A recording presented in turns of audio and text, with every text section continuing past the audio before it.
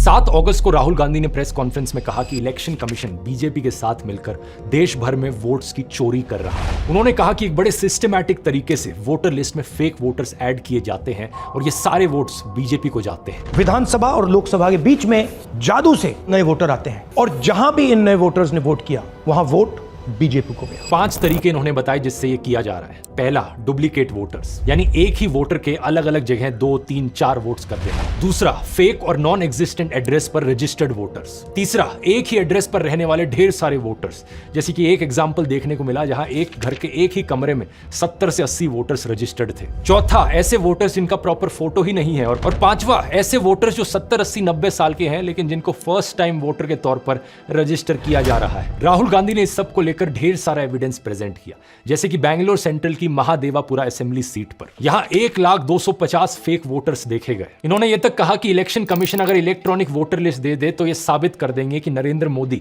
धांधली करके प्रधानमंत्री बने हैं। जब इतना बड़ा एक्सपोजे किया गया और इतने बड़े बड़े आरोप लगे तो पता है इलेक्शन कमीशन ने क्या जवाब दिया? कुछ ही सेकंड्स के अंदर वो ट्वीट करके कहते हैं कि ये एलिगेशंस मिसलीडिंग है। कोई इंक्वायरी नहीं, कोई चेकिंग नहीं, किसी एग्जैक्ट पॉइंट का कोई काउंटर जवाब नहीं, बस मिसलीडिंग घोषित कर दिया। और ऊपर से यह कहा इलेक्शन कमीशन ने कि अगर जांच करवानी है, जांच तभी होगी जब राहुल गांधी एफिडेविट पर साइन करके ओथ लेंगे कि ये सारा डेटा सही है। बताओ जरा। लेकिन कुछ मीडिया हाउसेस ने अपनी इन्वेस्टिगेशंस करी। इंडिया टुडे ने अपनी इन्वेस्टिगेशन करी जिसमें राहुल गांधी का महादेवापुर में मुन्नी रेड्डी गार्डन के हाउस नंबर 35 पर 80 वोटर्स का रजिस्टर होने का दावा सही मिला। ये 10 से 15 स्क्वायर फीट का एक कमरा था जिसमें केवल एक व्यक्ति रहता है, जिसके हिसाब से इस घर का ओनर बीजेपी से जुड़ा जयाराम रेड्डी है। लेकिन इस एक कमरे के एड्रेस पर 80 से ज्यादा वोटर्स रजिस्टर्ड थे। अब बात यहां पर यह है दोस्तों कि पहली बार नहीं है ऐसे आरोप लगे हों। दिल्ली इलेक्शन से पहले भी ढेर सारे सबूत प्रेजेंट किए थे आम आदमी पार्टी ने, जो दिखा रहे थे कि एक वोटर फ्रॉड हो रहा है। इन्होंने एक ही विधानसभा में शादरा में 11,008 वोट काटने के लिए एप्लीकेशन दी।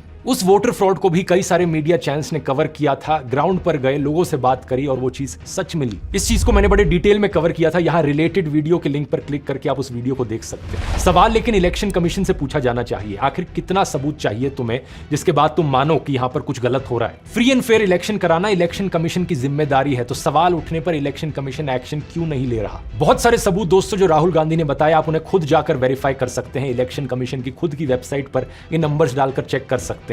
ये बात बार बार सही साबित हो रही है। और अगर सुप्रीम कोर्ट और इलेक्शन कमीशन यहां पर एक्शन नहीं लेंगे तो यहां हमारा देश एक डेमोक्रेसी है भी या नहीं?